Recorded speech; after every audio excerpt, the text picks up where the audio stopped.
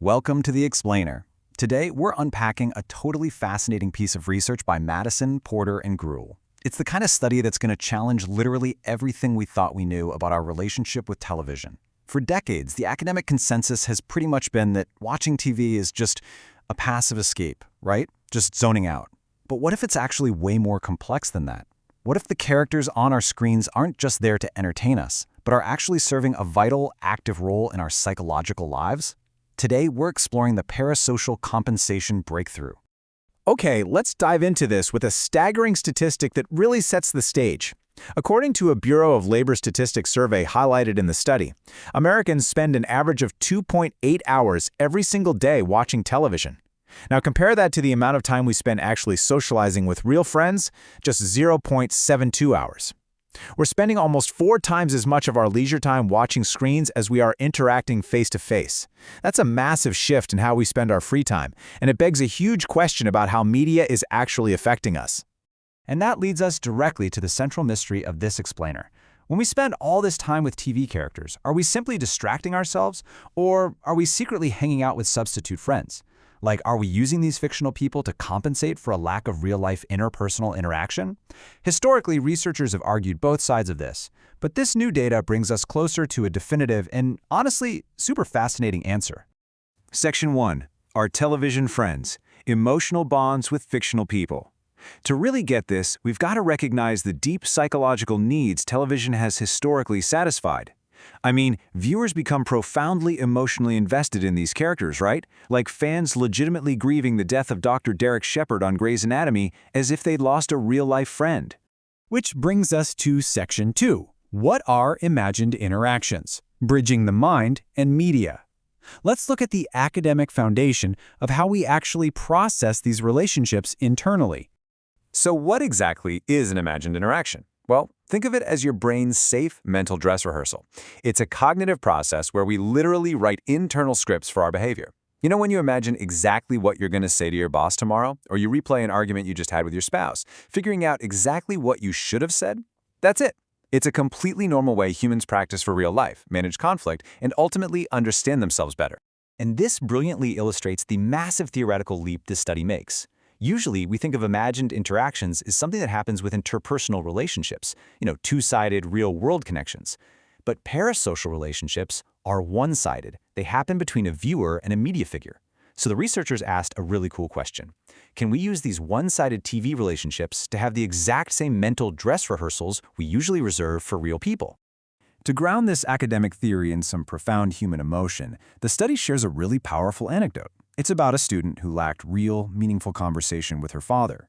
So she used imagined interactions to compensate that gap. She said, "Through my compensatory eyes, I not only get to have a relationship with my father, I get to have a good relationship with him." It really just shows how incredibly adaptable our minds are, using imagination to fulfill deep social deficits when reality falls short. Moving on to Section 3, the parasocial compensation breakthrough, challenging old assumptions. It is time to look at the absolute core of this research. By using a regression analysis of 137 students, the researchers completely challenged decades of prior assumptions. The old view was basically that chronically lonely people who turned to TV were just engaging in ritualistic, mindless behavior. The academic community thought TV was just a passive coping mechanism, like overeating or just doing nothing. They basically assumed parasocial relationships could never truly substitute for real-life human interaction. But this new data completely shatters that old framework. So the crucial point is the specific constellation of traits. The researchers identified exactly when people choose TV characters over real relationships. Compensation happens when viewers use these characters for internal rehearsal and self-understanding. It happens when viewers utilize a variety of characters, when the viewer dominates the mental conversation, and intriguingly, it happens when retroactivity is low. So let's break down exactly what that actually looks like in practice. Section 4, Rehearsing Life Through TV, your intrapersonal safe space. Let's guide you right into the mechanics of how we actually use these fictional characters to navigate our own minds. The absolutely strongest predictor of compensation is internal rehearsal. Viewers are basically using their favorite characters as a safe sounding board. And to be clear, this isn't about believing the characters are actually real. It's about bringing them into a highly controlled imaginary world to do some serious psychological heavy lifting. If you need to figure out your stance on a really difficult moral issue, discussing it mentally with a TV character offers a space with minimal real-world emotional investment. There's literally zero risk of a real-world fight. By rehearsing with these fictional avatars, viewers gain profound self-understanding without the threat of real-world conflict. And this is where it gets incredibly creative. The study found that compensators use a high variety of characters, and they exhibit what's called self-dominance. Just imagine controlling a mental conversation with a brilliantly complex, maybe even morally ambiguous character like Dr. House or Tony Soprano. Because it's your imagination, you do most of the talking. You're mixing and matching these complex television personalities to bounce your own ideas off of, effectively creating your very own personal arena to figure out your own beliefs. But here's the twist. Retroactivity is actually a negative predictor here. Normally, a parasocial relationship might just involve thinking back to a funny scene you watched on TV. But people who use TV to compensate for real friends don't just replay old scenes. They creatively invent entirely new scenarios. So they don't imagine visiting Dr. House in his hospital. They imagine Dr. House sitting right there in their own living room, engaging in a brand new, highly personalized conversation. Section 5. Mental health in media abundance. Pocket-sized companions. What does all of this breakthrough mean for our psychological diets today? Because the landscape of television has changed so drastically, we now live in an era of pure media abundance. We aren't just visiting our mediated friends once a week on the living room set anymore, we literally carry them in our pockets on our smartphones. That gives us 24/7 access to our parasocial inner circle. Now, the researchers are quick to point out that this isn't necessarily some pathology to be stigmatized. Rather, it really highlights the incredible adaptability of the human mind.